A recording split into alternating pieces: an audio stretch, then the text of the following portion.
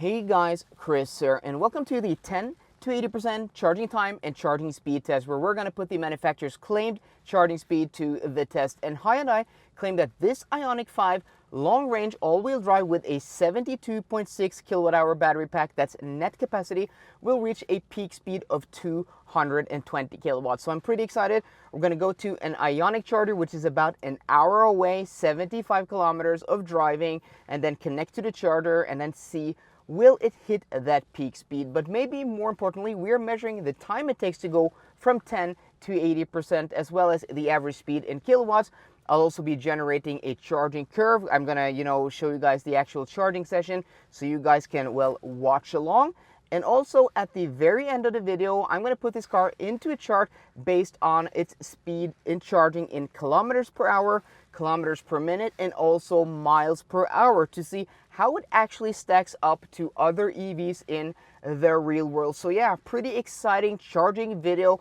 This is actually one of the most, detailed and elaborate charging tests out there, these tests that I do. So if these are the things you guys like, please go ahead and click that like button down below, and also consider hitting that subscribe button and sounding that notification bell, because my name is Kris. I have this channel dedicated to testing EVs. So I do range tests, charging tests, reviews, and a whole bunch of EV videos. And also guys, before I forget it, I'm actually giving away a Zaptec Go home charger to a lucky subscriber once we hit 30,000 subscribers. So we're less than 4,000 subscribers away. So if you want to be entered into winning that, you have to click, well, that button down below. So as I said, we're going to drive about 1 hour to a 350 kilowatt charger, which should in theory give the battery enough heat to reach its peak speed. But that's very interesting. That's what we'll have to find out in today's video. We're currently at 54% battery. We'll have to drive this car down to, well, less than 10%, connect to that charger, and see what kind of speed we get. So I'm pretty excited. I've gotten, varied charging speeds out of this car, but I've also hit, close to that peak. So I'm crossing my fingers that today, with this weather, it's 10 degrees now. It's been like maybe 8 or 9 degrees overnight, but we should hit maybe 15 degrees during the day. But the question is, will we hit that temperature? Only an hour away from driving. It's now almost 9 o'clock in the morning. So guys, I'll catch up with you when we get to Ioniq in Roda.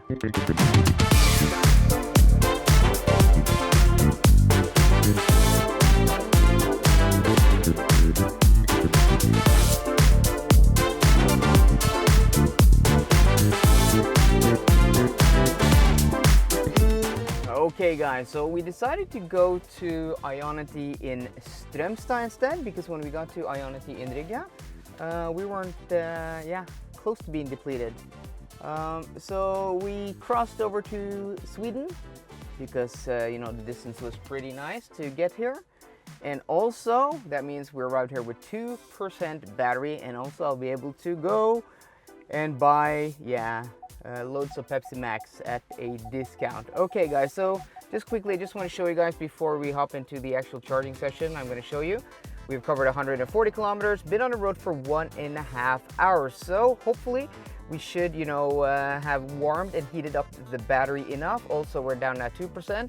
And also the ambient temperature is now 15 degrees Celsius. Hopefully guys, we should have enough temperature in the battery to get a good charging session.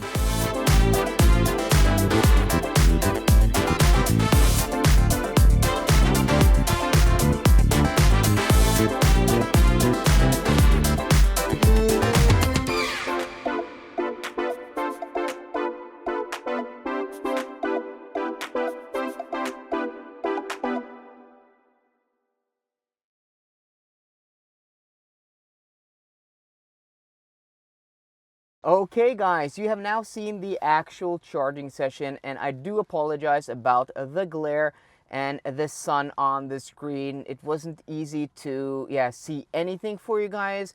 I've hopefully tried to tweak the video to make it more visible and legible, but it is what it is. I do apologize. I can't do much about the sun and the placement of the chargers, and I'm not complaining that it's such a nice day either. But okay, enough about that. Let's take a look at the actual charging curve. And guys, this is one insanely impressive charging car. This thing is, yeah, it's pretty insane, and you will see at the end of the video at the chart just how insane this thing is. But take a look at this charging curve, guys. This thing, I mean, it's a bit disappointing in the beginning, but once you hit 11%, it just shoots up to almost 200 kilowatts, and then we're peaking at around, what's that, 53, 54 kilowatts, and then it, you know, drops down. And this is a bit funny because it peaks at 53 kilowatts at 224, you know, basically flat from 11 to 53%. So that is very impressive.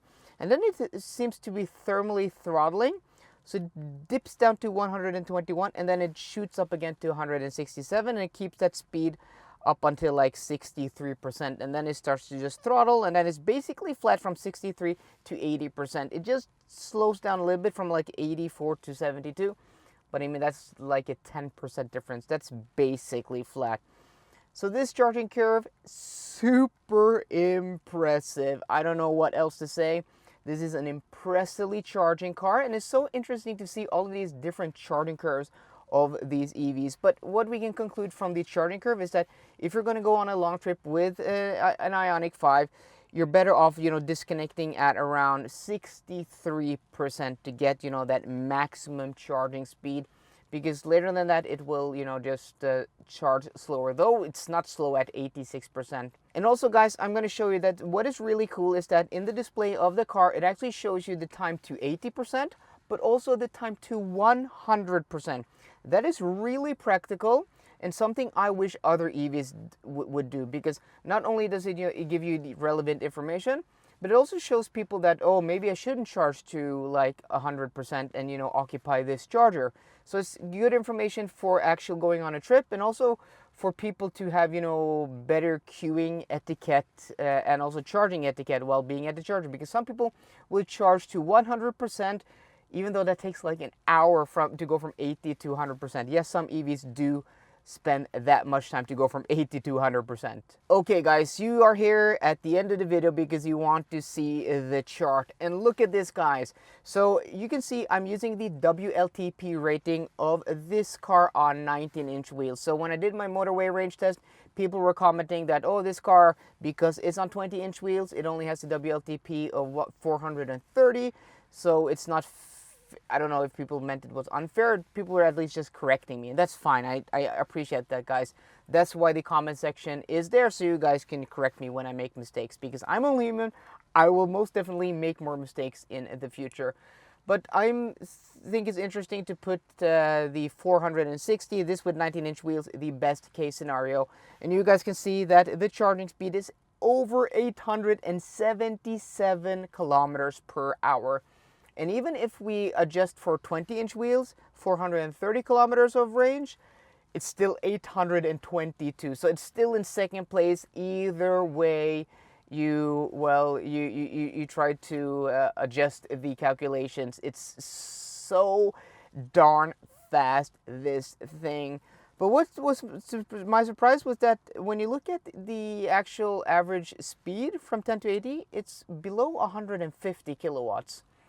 That is very, very interesting. So something like the Audi E-Tron 55 actually has a higher average charging speed from 10 to 80%. Not that that really matters in that sense, you know, when you're considering how far you can go on a charge, because this car is more efficient. It will be able to go or charge faster in kilometers per hour, as you can see from the chart down below.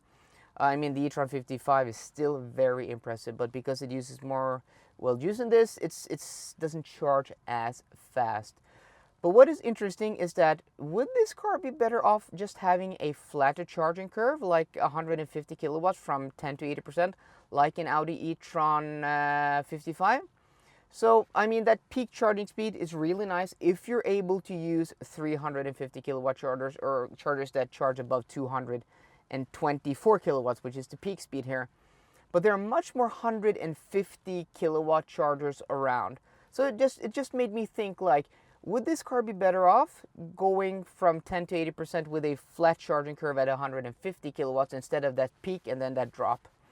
I don't know if this is better for battery health, to have that peak and then also not be charging as fast as an E-Tron 55 at 80%, because that car charges like 150 kilowatts to 79%, but it just made me think, because I'm commending this car. This car is amazing. 10 to 80% in 22 minutes. This thing is insane. But it just made me think, if you're not able to use 350 kilowatt charger, would a different charging curve, which would still give you the same average charging speed from 10 to 80%, be better? That is a very interesting question. So guys, let me know what you think about that down below.